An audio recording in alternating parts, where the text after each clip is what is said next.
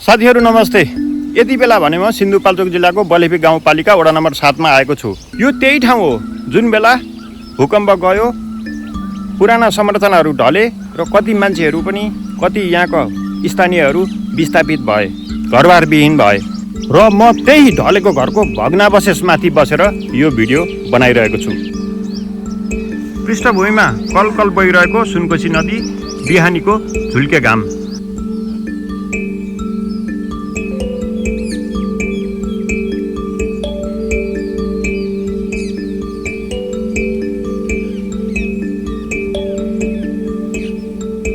आँपको रुख, लिचीको रुखहरू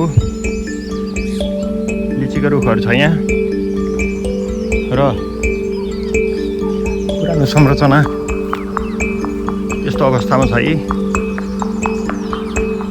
पुरानो संरचना हो। यो जुन बेला भुइँचालो गएर चाहिँ ढल्यो, अहिले यस्तो अवस्थामा छ। ल साथीहरू, म त्यति बेलाको खण्डहरमा आइपुगेको छु। भुइँचालोले भत्केका संरचनाहरू यहाँ थिए। यहाँ धेरै घरहरू थिए, लगभग यहाँ 15-20 घर थिए र सबै ढले र ढुङ्गा जगहरू अहिलेसम्म त्यतिकै अवस्थामा छ। केराको रुखहरू देख्न सक्नुहुन्छ। अलि माथि जङ्गल छ, भिरालो जङ्गल, अनि आँपको रुख छन्, केराका बोटहरू छन्। यहाँ भएका स्थानीयहरूको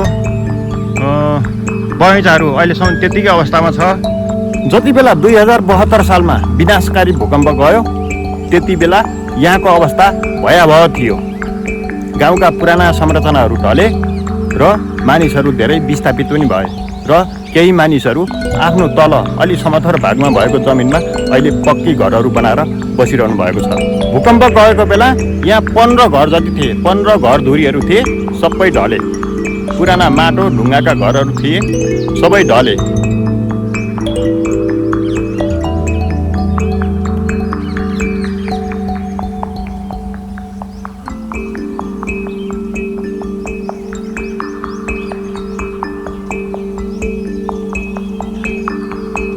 मानिसहरूमा डर भयो। फेरि पनि भूकम्प आएर मरिने हो कि भन्ने डरले यो ठाउँ छोडियो र यो ठाउँ पहिला जस्तो थियो त्यस्तै छ। ढुङ्गाका सिँढीहरू छन् अनि पर्खालहरू पनि त्यत्तिकै छन्। त्यत्तिकै अवस्थामा छोडेर मानिसहरू यहाँबाट अलि सुरक्षित स्थानतिर सर्दै गए। यो चाहिँ बरको रुख हो। जति बेला यहाँ 15 घरधुरीहरू थिए, गाउँ थियो, त्यति बेला यो बरको रुखमा पिङ थापिन्थ्यो, पिङ हालिन्थ्यो, चाडबाडमा रमाइलो गरिन्थ्यो। बरको बोट छ जहाँ दसैँमा त्यति बेला पिङ थापिन्थ्यो, पिङ खेलिन्थ्यो। अनि कुलदेवताको मन्दिर, सानो गोरेटो बाटो हुँदै जङ्गलमा जाने ठाउँ यो। र यतापट्टि फुलहरू फुलिरहेका जङ्गल झाडी, आँपको रुख र पृष्ठभूमिमा कलकल बगिरहेको सुनकोशी नदी बगिरहेको देख्न सक्नुहुन्छ भने पारिपट्टि दोलखा जाने रोड, दोलखा चरीकोट झिरे जाने रोड, यतापट्टि जङ्गल छ, यतापट्टि पुरानो गाउँ थियो त्यति बेला।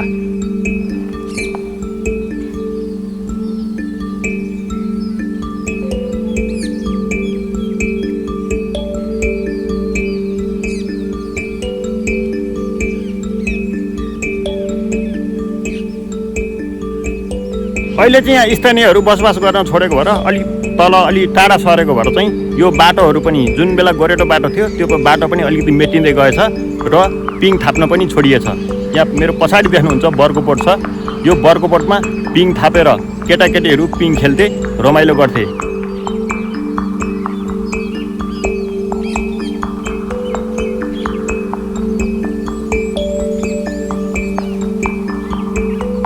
यतापट्टि केराको घारी अनि यतापट्टि माथि सालघारी।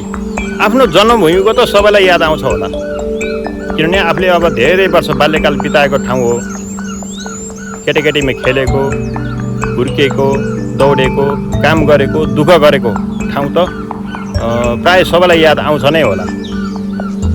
मलाई पनि त्यही यादले डोराएर यहाँसम्म ल्याइ पुर्यायो। पुरानो संरचनाको भग्नावशेष छ, त्यही भग्नावशेषमाथि म छु।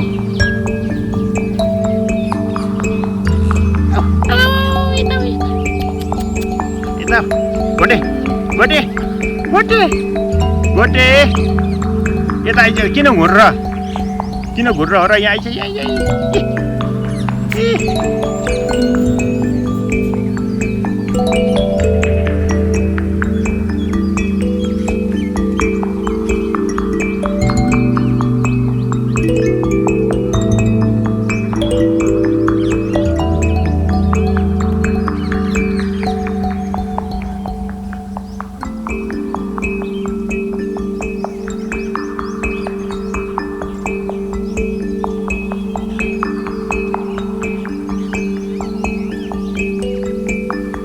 साथीहरू मैले बाल्यकाल बिताएको मैले खाएको मैले खेलेको म हुर्केको ठाउँ मैले हजुरहरूलाई देखाइहालेँ यो भिडियो हजुरहरूलाई कस्तो लाग्यो भिडियो मन परेमा लाइक कमेन्ट अनि सेयर गरिदिनु होला र मेरो च्यानललाई सब्स्क्राइब पनि गरिदिनु होला आगामी दिनमा म यस्तै भिडियो लिएर हजुरहरू माझ आउने नै छु आजको लागि यही बिदा लिने अनुमति चाहन्छु नमस्ते